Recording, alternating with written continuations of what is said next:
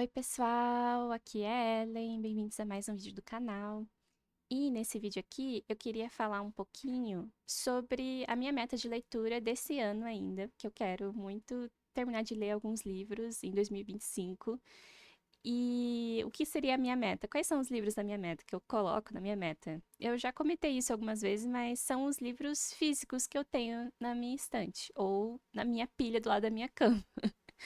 Que, assim, eu não tenho muitos livros. Aqui, atualmente, a minha meta são 8 livros. Isso é os livros que eu tenho que são não lidos. Eu acho que eu tenho alguns outros perdidos na minha estante mesmo, mas são livros muito mais antigos. Esses livros aqui são 8 que eu comprei nesses últimos anos, assim, principalmente esse ano e ano passado. Porque eu até me lembro que acho que foi em 2023 eu cheguei a zerar a minha meta, que são os livros físicos que eu comprei. E geralmente eu compro livro só quando tem promoção. Eu já compro 2 ou 3 de uma vez e ele vai ficando ali até a hora que eu pegar. E agora são 8 livros que eu tenho, que eu quero terminar até o final do ano, mas, né, vamos ser realistas, eu não vou conseguir terminar todos eles. Porque a minha média de leitura por mês está sendo, assim, uns 4 livros por mês. E tem uns aqui que são muito grandes, que assim, eu acho que ia levar mais de um mês para ler, ou ler um só o mês inteiro, sabe? Então, eu já sei que eu não vou conseguir ler todos eles, mas eu queria muito, assim. E o que eu queria decidir aqui, vendo os livros, analisando os livros, é ver quais que eu posso priorizar, quais que vai ficar pro ano que vem, sabe? E também tem muito, assim, a ver com a vibe que eu tô, o que que eu tô a fim de ler na hora. Mas, enfim, esses aqui são os 8 que eu gostaria muito de terminar esse ano, e eu vou falar um pouquinho sobre eles. Aí, o primeiro que eu separei aqui é o Uma Magia Fatal, da Alison Sabt. E é engraçado porque eu acabei de ler um livro dela, que eu comentei aqui no canal, que eu não gostei, né? Foi meu primeiro contato com a autora e eu não gostei daquele livro. E esse livro aqui, se eu não me engano, é um livro mais antigo dela, assim. Aquele outro acho que era mais recente. Na verdade, eu não tenho certeza, só as vozes da minha cabeça me disseram isso e eu não tenho como comprovar essa informação. Mas, assim, eu quis ler esse livro primeiro. A recomendação que eu tinha dessa autora era por causa desse livro aqui. E no fim eu acabei lendo o outro, o Encantamento Delicado, porque ele estava em promoção, eu achava a capa bonita, eu já queria ler o livro da autora. Então, assim, eu pensei, ai, as pessoas falam bem, então eu vou comprar e ler, né? E aí acabou que eu não gostei. Mas esse aqui, se eu não me engano, foi a Cindy que recomendou. E já faz muito tempo que eu vi essa recomendação, eu nem lembro mais direito da sinopse, então eu vou checar aqui sobre o que que é. E eu sei o que que é uma romantasia. E isso eu sei, pelo menos. Ó, uma história de amor inebriante em meio a uma caçada mortal. Quando Margaret Welty avista a lendária Hala, a última criatura mítica ainda viva, ela sabe que a caçada meia-lua acontecerá em breve. Ah, acho que eu lembrei, tem essa coisa da caçada e os caçadores. Apesar de Margaret ser a melhor atiradora de elite da cidade, é girl power. Apenas duplas podem se inscrever. É uma regra meio idiota. E ela precisa de um alquimista. Esse comentário, eu comentando junto com a sinopse. Winters não é um alquimista, ainda. Mas, quando Wes chega à mansão Welry, ele encontra apenas Margaret. Relutantemente, ela permite que ele fique, mas com uma condição. Ele deve se juntar a ela na caçada. Ah, agora eu lembrei que assim, ele é um aprendiz de alquimista e eu acho que ele vai na casa dela, porque eu acho que alguém da família dela é um alquimista e ele quer ser um aprendiz dessa pessoa pra continuar os estudos e alguma coisa assim. Só que por algum motivo ela está sozinha, né? E aí eu não me lembro porque eu não. Que eu lembro só, eu vagamente, tipo, das recomendações, falando um pouco da história, eu não me lembro dos detalhes. Mas aí é aquilo, provavelmente, tá, eles vão ir juntos nessa caçada, né? É um livro de aventura, eu acho, assim, que eles vão ter que caçar esse ser místico juntos. E aí eles vão se apaixonar. E é isso. Só que pelo que eu me lembro especificamente desse livro, é que a parte do romance não é assim. tão grande. Eu acho que o foco é mais na caçada, ou alguma coisa assim, eu não tenho certeza. Mas eu quero muito ler esse ano ainda esse livro, dar outra chance para Alison Saft. Eu quase comprei outro livro dela também, que estava em promoção agora na oferta do Amazon Prime, né? Que é o livro delas do universo da Tinkerbell. E tava acho que uns R$ 30. Aí eu pensei, não, eu não vou comprar outro livro dessa autora, porque eu já tenho esse aqui e eu não sei se eu vou gostar. Porque vai que, ai, todos os livros dela, a escrita eu não gosto, né? Então essa aqui é a segunda chance que eu vou dar pra Alison Saft. E é um livro que é história única, não é uma série, não é continuação. E eu aprecio muito isso, sabe? Livros únicos. Porque, ai, ninguém merece ficar lendo trocentas séries, sabe? Então, e esse aqui eu acho que ele não é tão longo, se eu não me engano. Ele tem, ele 350 páginas. É, eu acabei de terminar de ler um livro que tinha 350 páginas e eu sinto que eu demorei muito, sei lá. Mas vamos ver como se não é fluida a escrita ou não. Então, esse aqui tem altas chances de eu ler esse ano ainda. Aí outro que eu separei aqui, que é o Babel, da Rebecca Kuang, que eu já li é, 4 livros dela já. Já li a trilogia da Guerra da Papoula e já li Yellowface. E esse aqui é um livro que eu acho que é bem diferente de todos esses, porque a Guerra da Papoula é uma fantasia histórica, épica, assim, e tal. E Yellowface é um livro meio sátira, meio... Ele é contemporâneo, mas ele é uma sátira, e ele dá raiva, assim, é bem diferente de tudo. E esse aqui eu acho que também é bem diferente. Ele também, se eu não me engano, é uma fantasia também, mas a questão é que acho que ele é um Dark Academia. Que o foco dele o que é um Dark Academia, né? Pra quem não sabe. É um, tipo um subgênero que se passa, assim, as histórias geralmente se passam em universidades, em escolas, em algum ambiente acadêmico, e tem uma crítica muito forte, assim, sobre esse universo da academia, de elitismo. E aí, geralmente acontece alguma coisa tensa, tipo um assassinato. Aí tem algum mistério na história, mas o objetivo do Dark Academia é fazer uma crítica a esse ambiente acadêmico de alguma forma. E aqui em Babel, o protagonista, ele é um órfão e se passa em 1828. Então, eu acho que é um livro, acho que é ficção histórica também, ou uma fantasia histórica, alguma coisa assim, porque a Kwang, ela fez isso em Guerra da Papoula, que é um mundo de fantasia, assim, é um país que ela criou que não existe, mas ele é baseado na China e no Japão. E esse aqui já não é um país inventado, aqui se passa esse órfão, ele é chinês mesmo, é um menino órfão chinês, o nome dele é Robin. E aí, se passa em Londres, ó, ele é levado a Londres pelo misterioso professor Lovell e por anos se dedica ao estudo de diversos idiomas, como latim e grego antigo, preparando-se para o dia ingressar na prestigiada Real Instituto de Tradução na Universidade de Oxford, conhecido como Babel. Então, ó, é um instituto que se chama Babel. E é engraçado, porque você sabe que, ou quem não sabe, né, mas Babel é uma referência bíblica, né, a Torre de Babel, que foi quando o pessoal quis construir uma torre muito alta para conseguir alcançar Deus, ser mais alto que Deus. E aí Deus falou assim: Nananina, não, vocês não vão fazer isso, isso aí é uma afronta. E aí, por causa disso, ele decidiu aí que as pessoas começaram a não se entender mais, né? Elas não conseguiam se comunicar porque cada um estava falando uma língua diferente. E foi aí que surgiu as línguas, né?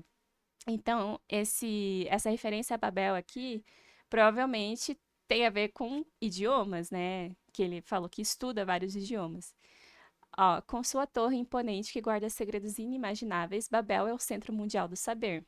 No instituto, Robin descobre que aprender a traduzir é também aprender a dominar a magia.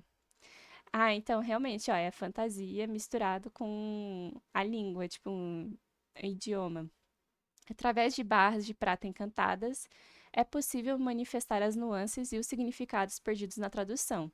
E essa arte trouxe aos britânicos uma dominância sem precedentes.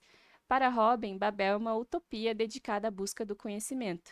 mas o conhecimento obedece ao poder. Chinês criado na Grã-Bretanha, o jovem começa a se questionar se servir a Babel significa trair sua pátria e se vê dividido entre a instituição e uma obscura organização destinada a impedir a expansão colonialista. Quando a Grã-Bretanha vislumbra entrar em guerra com a China, motivada por prata e ópio, a Kuang ela é muito ligada em história, assim, ela deve ter estudado muito história na faculdade, porque os livros dela falam muito sobre isso, assim, todos eles têm um pouco disso, assim, até Yellowface também. Robin vai precisar escolher um lado. Afinal, será possível mudar as instituições por dentro ou a violência é inerente à revolução? Em uma narrativa brilhante, visceral e sombria, Kuang revisita e reescreve a Revolução Industrial na Inglaterra e a história colonial da China da década de 1830. Vencedor dos prêmios Nebula e Locus, Babel ou A Necessidade de Violência é ao mesmo tempo uma carta de amor a uma declaração de guerra e uma declaração de guerra, abordando temas como revolução estudantis, resistência colonial e o uso da linguagem e da tradução como ferramenta dominante do Império Britânico. Então, tá aí claramente a crítica, né? Então, ela adora esses temas pesados, assim, e bem acadêmicos, e eu gosto da escrita da Kuang. Tem algumas pessoas que criticam ela, e eu concordo em alguns pontos as críticas dela, principalmente em Yellowface, assim, que... Ai, tem algumas coisas que parece que ela escreveu porque ela queria se defender dessas críticas que fazem aos livros dela, né? Mas, enfim, esse livro, ele tem quase 600 páginas. Por isso que ele foi ficando ali. Também por causa desse tema, que é um tema muito denso, é sobre idiomas. Sabe, eu pensei assim, ai, vou deixar para depois, para quando eu estiver bem, assim, de cabeça, tiver querendo uma coisa mais desafiadora, aí eu vou ler esse. E aí esse momento nunca chegou.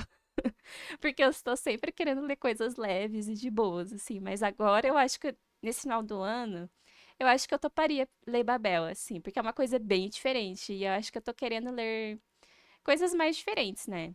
Então, é isso, assim, Babel. Aí tenho aqui também um romancinho, que é o Nem Te Conto, da Emily Henry. Eu já li vários livros dela, já não, já perdi a conta, assim. Eu não li todos, eu acho que ela tem mais livros do que eu já li, assim. Mas esse aqui eu ouvi falar muito bem, porque os livros dela, nenhum eu achei 5 estrelas, nenhum eu achei, nossa, amei. Pra mim, o máximo que eu dei acho que foi 4, sabe? E tem uns que eu não gostei muito. Então, esse aqui é mais um livro dela que eu tenho, mas esse aqui eu ouvi dizer que ele é um pouco diferente, que ele não segue tanto. Não é que ela tem uma fórmula, eu não sei se ela tem uma fórmula, mas esse aqui é um pouquinho diferente dos outros, pelo menos, pelo que eu entendi. Então, eu vou ler aqui a sinopse, ó. Daphne sempre adorou a maneira como seu noivo, Peter, contava a história deles. Como eles se conheceram em um dia de ventania, se apaixonaram e voltaram para a cidade natal dele à beira do lago para começar a vida juntos. Ele era muito bom em contar tudo isso, até o momento em que percebeu que estava apaixonada por sua melhor amiga de infância, Petra.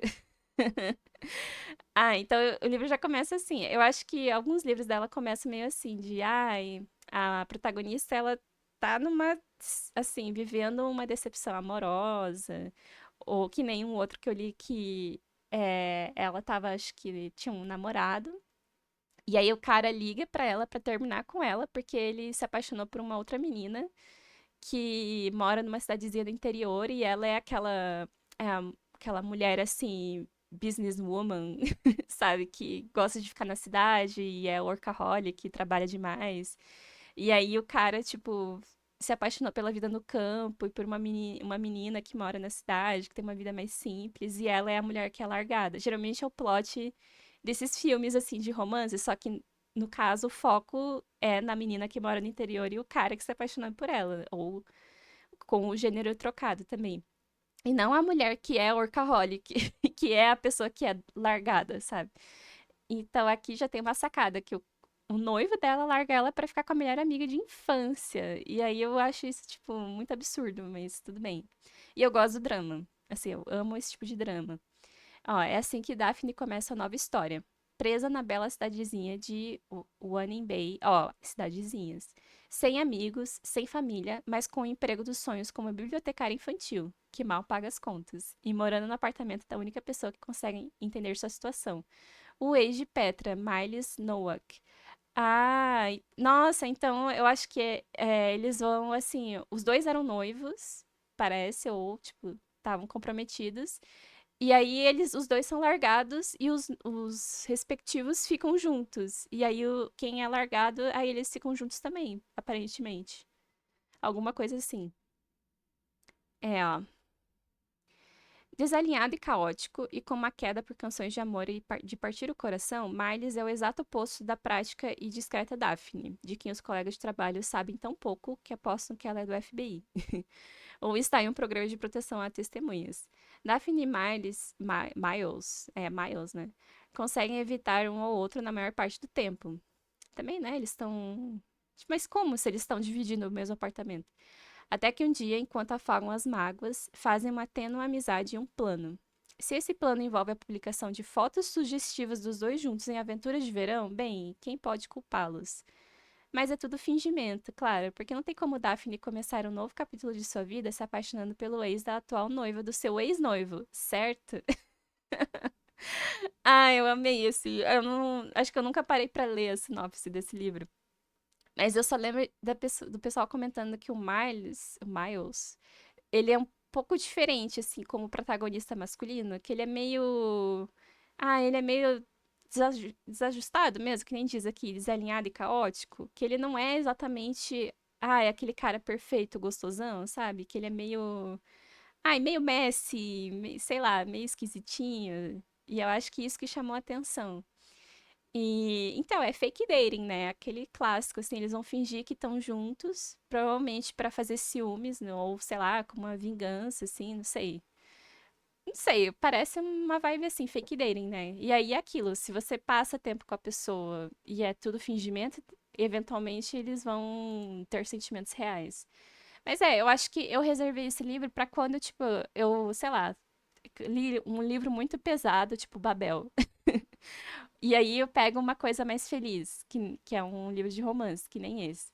E os livros de romance da Emily Henry, eles geralmente me deixam, assim, mais pra cima, né? Eu acho tudo de bom. Aí, outro livro que eu tenho aqui, aí já é um pouco o contrário da felicidade, que é o Parem os Relógios. Que esse aqui também eu acho que é um romance, mas ele é mais um drama. Porque tem um casal. Aqui, eu vou ler a sinopse. É o Joshua e a Lauren. Ai, esses nomes. Ai, sei lá. Às vezes eu sinto falta de ler livro nacional que tem nomes mais brasileiros. Tipo, Lauren. Podia ser Laura, sabe? Ou, ai, Joshua. Podia ser, sei lá, José. José e Laura são um casal perfeito. Jovens, recém-casados e loucamente apaixonados. Então, né, eles acreditam que não poderiam ser mais felizes. Mas então Lauren é diagnosticado. Nossa, eu não tô conseguindo falar palavras. Com fibrose pulmonar idiopática, uma doença incurável e terminal. Então acabou a alegria. É aquilo. Se você tá feliz é porque vai acontecer alguma coisa péssima. Conforme o quadro dela progride, Joshua tenta aproveitar ao máximo o tempo que lhe resta e aceitar seu futuro. Mas não é ela que tá doente, aproveitar o tempo que lhes resta. Eles juntos, né? Com um trabalho solitário, poucos amigos, quase nenhum familiar e uma boa dose de ansiedade social, ele não tem ideia de como encarar essa nova e indesejada fase da sua vida. Mas Laura embolou um plano para ajudá-la a seguir em frente e atravessar o luto, a raiva e a negação do primeiro ano sem ela. 12 cartas que vão guiá-la em uma intensa e comovente jornada para reencontrar a alegria de viver. Cara, eu acho que esse é o tipo de livro que eu ia evitar ler se eu tivesse muito deprimida. Se eu tivesse, assim, muito mal, assim, se eu tô de TPM, eu acho que esse é o tipo de livro que eu tenho que. Ah, não, não dá. É muito triste, ó. Nessa trajetória, Joshua vai passar por situações banais, como ir ao mercado pela primeira vez desde o velório. E não tão banais assim, como fazer um novo melhor amigo enquanto tem um colapso no provador de uma loja.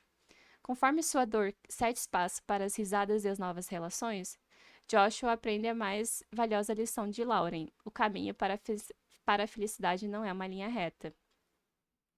É, realmente, complicado. Esse tem 400 páginas. Nossa, ai, tipo, parece muito bom. Eu acho que eu li um livro muito parecido com esse, que era, só que aí era um livro nacional, que eu não me lembro o nome, acho que era 10 razões pra alguma coisa, sei lá. Que assim, aí não era um casal, eram duas melhores amigas. E ela acho que ela era meio quase, não sei se era adulta, acho que já tinha uns 18, 16 anos, sei lá, não sei, meio adolescente, meio adulta, assim, não é tão velho. E uma das meninas, ela morre. Assim, eu não lembro se foi um acidente, o que aconteceu, só sei que. Ou ela estava doente. Só sei que a amiga que morreu deixou uma lista de 10 itens pra melhor amiga dela fazer. Depois, assim, pra ela viver mais. Tipo, porque a amiga que tá viva, que sobreviveu, ela é uma pessoa muito tímida, que não sai muito de casa, que não se arrisca, que não teve muitas experiências na vida. E aí a amiga queria que ela se soltasse mais, que ela vivesse mais. E eu não me lembro se a lista era pra elas fazerem as coisas juntas. Ou enfim, só sei que ela fez essa lista e ela morreu. Então a amiga, ela decide assim, não. Então eu vou cumprir todos os itens da lista por ela, né? Em homenagem a ela, que ela morreu e tal. Só que na lista tem coisas muito loucas. Tem tipo, saltar de paraquedas, sabe? Tem umas coisas assim, tem, sei lá, aprender a dançar. Daí ela tem que se inscrever numa aula de dança. E aí ela vai vivendo a vida, assim, ela vai conhecendo pessoas novas, ela acho que vai conhecer um boy também, porque acho que na lista tinha lá, acho que era beijar alguém, não sei, tinha alguma coisa assim. Então, já que ela vai sair de casa e fazer mais coisas, ela eventualmente acaba vivendo, que é isso que a gente tem que fazer às vezes, assim, de tipo, não só com uma forma de superar o luto, no caso, mas da gente aproveitar a vida, porque a gente pode morrer a qualquer momento, né? Então, assim, quanto mais coisa a gente puder fazer, melhor, né? Mas aqui tem a questão do luto, é muito complicado mesmo, assim, esse tipo de livro, mas eu quero muito ler. Aí eu tenho aqui o Mar da Tranquilidade, que eu realmente preciso ler a sinopse desse porque eu não sei nada sobre esse livro. E aí, nossa, mas por que você comprou um livro que você não sabe nada sobre? É isso. Assim, eu só vi gente falando bem. Eu não entendi nada sobre o que era. Eu não sei se as pessoas falaram e eu não gravei, ou foi confuso. Eu acho que as pessoas falam que é meio confuso esse livro, mas que elas amaram do mesmo jeito. Então eu vou ler a sinopse aqui para tentar entender sobre o que é e ter uma noção quando começar. E é uma autora premiada, a autora de Estação 11, a Emily Mendel. Vamos ver. Ó, a premiada autora retorna com romances sobre viagem no tempo, amor e pandemia. Nossa, outra história de pandemia. Acabei de ler um livro que se passa na pandemia. Revelando uma história da humanidade através dos séculos e do espaço. Ai, será que é no espaço? Edwin tem 18 anos quando cruza o Atlântico em um navio a vapor, em 1912, exilado por sua família após uma discussão acalorada. Ele se embrenha na floresta, fascinado pela beleza da natureza selvagem canadense. No Canadá. E ouve as notas de um violino ecoando em um terminal de dirigíveis, experiência que o deixa profundamente perturbado. Nossa, tá bom. 2 séculos depois, Olive, uma escritora famosa, sai em turnê para divulgar seus livros. Ela está viajando por toda a Terra. Mas seu lar é a segunda colônia lunar, um lugar feito de pedras brancas. Meu Deus! Torres pontiagudas e beleza artificial. Ai, que legal! No romance pandêmico mais vendido de Olive, há uma passagem estranha. Um homem toca seu violino para ganhar uns trocados no corredor de um terminal de dirigíveis, enquanto as árvores de uma floresta se erguem ao seu redor. Meu Deus! Quando Gasper Jacks Roberts, um detetive na Cidade da Noite, onde o céu é perpetuamente escuro, nossa, é muita informação, né? É contratado para investigar uma anomalia nas florestas da América do Norte, ele descobre uma série de vidas desestruturadas. O filho exilado de um conde levado à loucura, uma escritora presa em casa enquanto uma pandemia devasta a terra e uma amiga de infância da Cidade Noite, é o nome que, como o próprio Gasper como o próprio Gatsby, vislumbrou a chance de fazer algo extraordinário que irá bagunçar a linha do tempo do universo. Nossa, meu Deus, que loucura. Uma narrativa virtuosa que é tão humana e terna quanto intelectualmente lúcida. Mar da Tranquilidade é um romance de viagem no tempo que captura nuances inacreditáveis do nosso momento atual. Então, é viagem no tempo, por isso que é confuso. Qualquer coisa que tem viagem no tempo é confusa. Mas eu só vi gente falando bem, assim, que é confuso, mas é bom. É isso. E tem viagem no tempo. E eu gostei dessa coisa de, que a menina viva na lua, assim, numa colônia na lua. Enfim, tem uns elementos de fantasia, né? Um pouco, assim. Eu não sei se é meio sci-fi, né, no caso. Mas sci-fi é um tipo de fantasia, de qualquer forma. Ó, número de páginas, 256. É um livro mais curto. Hum, e aí? Acho que é interessante terminar de ler ele esse ano, assim. Aí, depois desse, tem o Guerra Adorável Guerra. Que esse aqui eu ganhei de aniversário, então eu gosto de priorizar livros que eu ganhei de presente. E não sei se o Mar da Tranquilidade eu ganhei, eu acho que não, mas esse aqui eu tenho certeza que eu ganhei de aniversário, que foi a minha irmã que deu. O Guerra Adorável Guerra. Ai, é legal porque esse aqui acho que é um dos. Assim, ele é um livro da Dark Side, né? E fazia tempo que eu não tinha um livro da Dark Side pra ler, que eu gosto muito da edição, assim, é muito bonita, é capa dura e tal. E esse aqui eu me lembro um pouco mais, que ele se passa justamente em período de guerra, eu acho que é na Primeira Guerra Mundial, né? Eu vou ler a sinopse aqui, mas ó, antes de ler, eu vou ler eu vou falar o que eu me lembro que eu adquiri por osmose nesse tempo todo e o que eu não esqueci, assim. Mas a história se passa durante a Primeira Guerra, mas enquanto isso está acontecendo, no pano de fundo tem os deuses gregos, se eu não me engano, são deuses gregos, e eles estão assim conversando, batendo um papo, e eu acho que tem a ver com a deusa do amor, que é a Afrodite, né? Que ela tá contando uma história de amor, assim, sobre alguém que tá passando na guerra. Tipo, ela tá contando, acho que pra um outro deus, não sei se. é, Acho que é o Hefesto, que é o marido dela, né? Alguma coisa assim, acho que pra distrair ele, ou sei lá, porque eu lembro um pouco da mitologia grega que a Afrodite, ela é casada com Hefesto, que é um deus muito feio. Assim, que não é um deus muito admirável, né? E ela trai o Hefesto o tempo todo com o Ares, que é o deus da guerra. Então, acho que ela vai contar essa história de amor. Eu não sei se é pra distrair ele ou pra provar algum ponto pro Hefesto. E, né, que tem a ver com a guerra, que é o Ares, assim.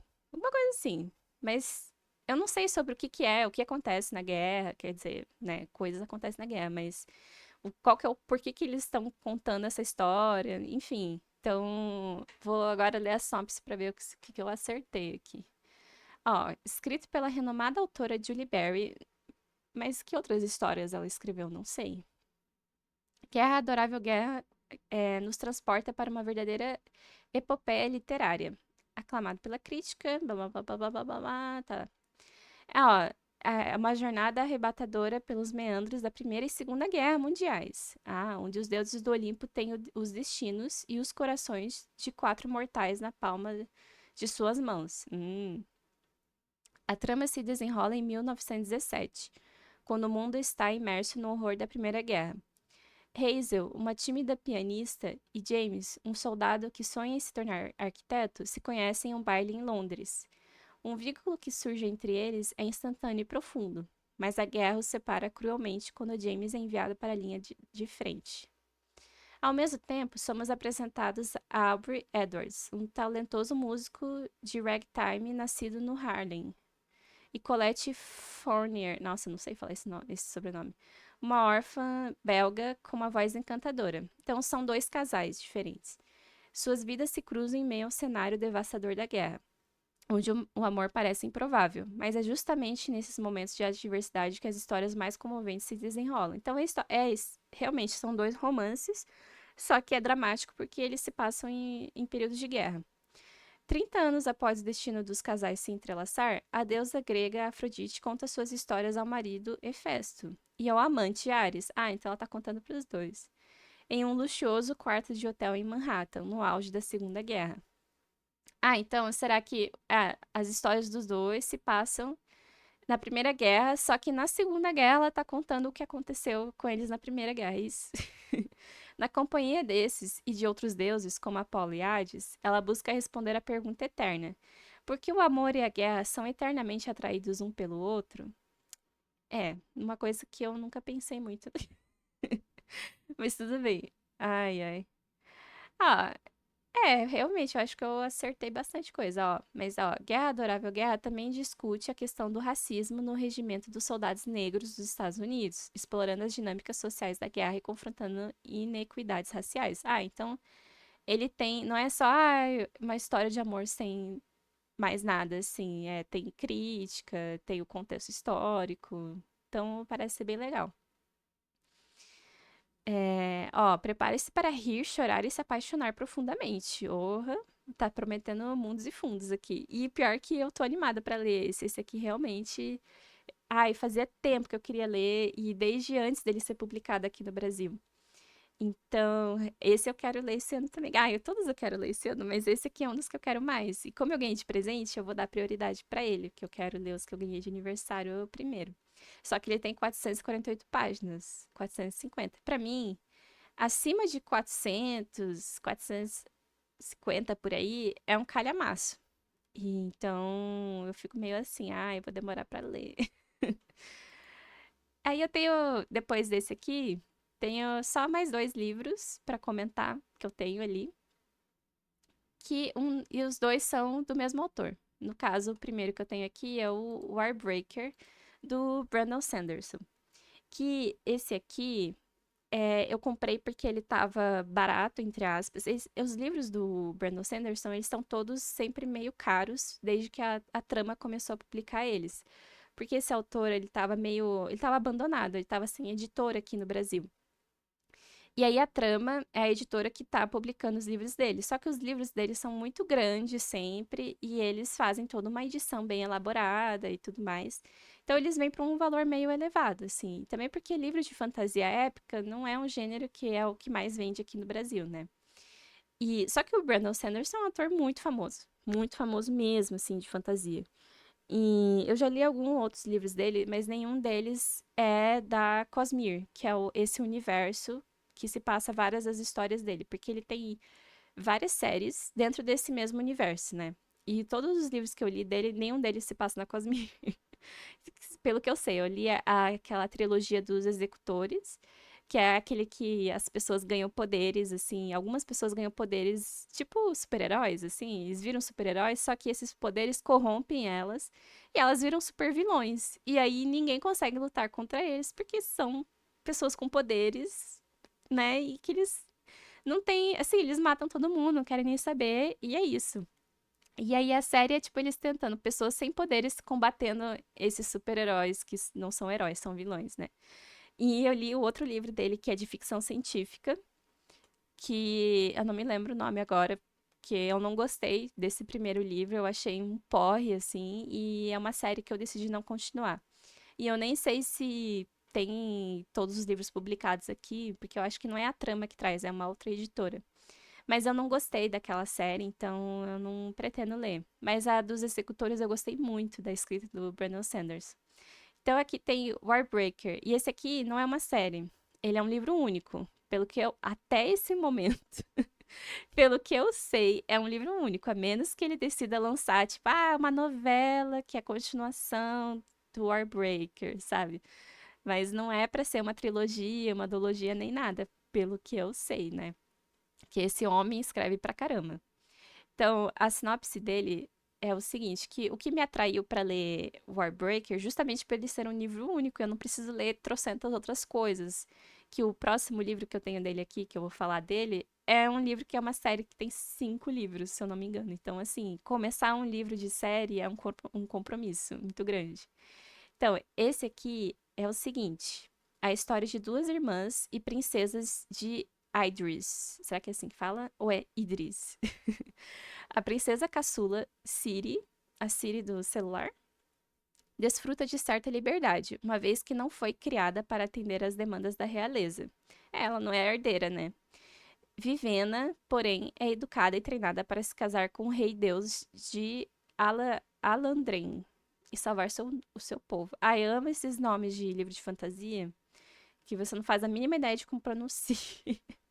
Quando a possibilidade de uma guerra com Alandren se aproxima, Dedelin, ai, mais um nome, Dedelin, o rei de Idris, não tem outra escolha a não ser enviar a filha para poupar seu povo, pelo menos por enquanto. Mas o tratado não diz qual filha ele deve mandar. Em um mundo onde os que morrem em glória retornam como deuses para viver como exemplo, cercados por luxo e regras, uma magia chamada respiração biocromática é a base de um poder centrado em cores e pode manipular tudo ao redor. Então, e isso é uma coisa interessante dos livros do Brandon Sanderson, é que o sistema de magia dele é sempre muito bem elaborado, sabe? Ele foca muito nisso, ele constrói. Eu não sei como é que é o método dele, mas isso é um dos pontos que você. Tipo, a trama é toda construída em volta disso. Isso é muito importante, o sistema de magia, sabe? Não é só uma coisa que tá ali por acaso, né? É, deixa eu ver, calma aí. Aqui, não só as princesas podem ser a chave da guerra ou da paz, mas também os poderosos reis e deuses, os que desejam poder e os que querem se livrar dele, os bons e os maus, principalmente o misterioso Vasher, o Warbreaker. É o nome do livro. Então, é um livro único, tem essa questão de política. Ah, eu gosto de livros assim de fantasia que tem política, tem magia, tem aventura. Eu gosto que são duas protagonistas, assim, as duas filhas, né? Então, eu tava animada pra ler esse, só que tem um porém, assim. Primeiro que ele tem quase 700 páginas, esse aqui. Beleza. E o outro é que dizem que para você ler histórias do universo que se passam na Cosmere, é bom você começar por outro livro, não esse. E é isso que tá me impedindo de ler Brandon Sanderson até agora, que tem o outro livro que eu vou falar dele também, que já faz uns 2 anos que tá parado. É justamente porque eu não li nenhum outro livro da Cosmere até agora, e dizem que é bom você começar por outros livros, porque aqui não é que tem spoiler, mas ele tem referências que você só pega se você já tem isso, se já leu os outros, né? E aí eles recomendam começar por um livro, um ou outro livro específico, porque esses primeiros eles não têm referências a nada. E aí você vai adquirindo elas conforme você vai lendo as séries. Só que, ao mesmo tempo que, tá, então eu vou ler, sei lá, dizem que você tem que começar por Mistborn, que é outro, é uma trilogia. Aliás, é uma trilogia, e aí acho que tem uma segunda trilogia de Mistborn. Então são duas trilogias. Aí eu, tipo, cara, aí eu tenho que ler 3 livros, no mínimo, pra daí pegar esse, assim. E acho que depois de Mistborn, eu acho que tem outros livros antes desse. Eu não sei qual que é a ordem mesmo que tem que ler. E aí, se você fica muito preso nisso, é ordem de leitura, você não começa nada nunca. E eu pensei, eu vou comprar Mistborn então. Só que Mistborn também tá caro. Aí eu, é tudo muito caro. E aí eu tô nessa de. Eu quero diminuir muito os livros que eu tenho antes de comprar novos. Esse ano eu comprei poucos livros, eu acho, se eu não me engano. Eu tô me segurando bastante. Nessa última promoção que teve, eu quase comprei o livro da Tinkerbell. E não comprei. E eu acho que tinha um outro livro que tava barato, que eu pensei. Eu já vi falarem bem dele, mas eu não sei se eu quero muito ler, mas aí às vezes eu compro o livro mesmo assim, ter certeza absoluta que eu vou gostar. E só porque eu vi alguém falando bem, mas às vezes isso não é suficiente, sabe? Então, mas eu tô me segurando assim pra comprar livros. E aí esse aqui tá parado justamente por causa disso, assim, de séries que eu tenho que ler outras coisas antes pra poder pegar as ref, sabe? Aí eu, sei lá, eu fico meio assim, mas esse aqui me agrada porque ele é livro único até o momento, assim. Então eu não tenho que ler trocentos livros depois desse. E aí o outro é O Caminho dos Reis, justamente, do Brandon Sanderson também, que esse aqui é um calhamaço gigantesco, tipo, são, sei lá, deve ter uns 3 livros nesse livro aqui, porque ele tem 1.500 páginas. Esse é o maior livro que eu tenho na minha TBR, na minha meta, sério, na minha estante, provavelmente. Eu acho que ele é o maior livro que eu tenho, sem brincadeira, assim, porque o outro livro que eu tenho que é grandão, eu acho que é o Conde de Monte Cristo. E ele tinha 1.400 páginas. Então, eu acho que eu li em 2 meses o Conde, quando eu tava, assim, numa época que eu lia pra caramba. Agora eu tô numa época que eu tô lendo mais devagar. Então, sério, é um compromisso gigante pra mim. Eu não sei como que as pessoas leem essa série, sério. Eu vejo muitas pessoas acompanhando, lendo, assim, e tal. Quando lança, eles já compram e leem. E eu fico, cara, bizarro pra mim, porque é muito grande, sério, muito intimidador começar. Mas também é uma série da Cosmere, esse aqui. E eu vou ler sobre o que que é, porque eu não sei. Dizem que esse livro até é tipo um. É uma introdução, é um. Como se fosse um prefácio, sei lá, ele nem começa a história de verdade. Eu, tipo, gente, como é que é um prefácio de 1.500 páginas, sabe? Eu fico meio assustada. Às vezes até me questiono, assim, gente, se precisa de tanta página assim. Mas como eu não tenho muito contato com essas séries de fantasia do Brannon, porque eu só li os outros livros dele, a série dos Executores, é bem menor. Não são livros grandes, são livros bem de boas de ler. Então, eu sei lá, fico assim, tenho minhas dúvidas, sabe? Não fui totalmente convencida, assim. Ai, ai, ó. Aqui já é, não sei, eu acho que a Cosmere são vários planetas, se eu não me engano. É literalmente um universo, e aí tem vários planetas nesse universo, nessa, sei lá, nesse sistema planetário, não sei. E aí tem livros que se passam em um planeta ou em outros, ou sei lá, não sei se tem várias séries que se passam em um. Eu não sei muito bem sobre o universo da Cosmere. Tudo que eu sei é, tipo, coisas que eu ouvi falar. Ó, Roshar é um mundo de pedras e tempestades. Essas estranhas tormentas de incrível poder varrem o terreno rochoso com tanta frequência que terminam moldando não apenas a ecologia, mas também a civilização. Animais que se escondem em conchas, árvores de galhos rígidos e uma vegetação que se retrai e se revela. As cidades só podem ser construídas onde a topografia oferece abrigo. Já se passaram séculos desde a queda das 10 ordens conhecidas como os Cavaleiros Radiantes, mas suas armaduras e espadas fractais permanecem. Objetos místicos que transformam seres comuns em guerreiros praticamente invencíveis. Homens dão seus reinos em troca das espadas fractais. Guerras são travadas por elas, e são elas que garantem a vitória. Uma dessas guerras ocorre em uma paisagem inóspita conhecida como Planícies Quebradas. Lá, Kaladin, que abandonou seus estudos de medicina, ou ia ser médico e largou tudo, em troca de uma lança para proteger seu irmão mais novo, foi reduzido à escravidão. E agora, em meio ao conflito que parece não fazer sentido, no qual 10 exércitos lutam isoladamente contra um único inimigo, Kaladin busca manter seus homens enquanto sonda os outros líderes. Nossa, que nome é esse? O Luminobre,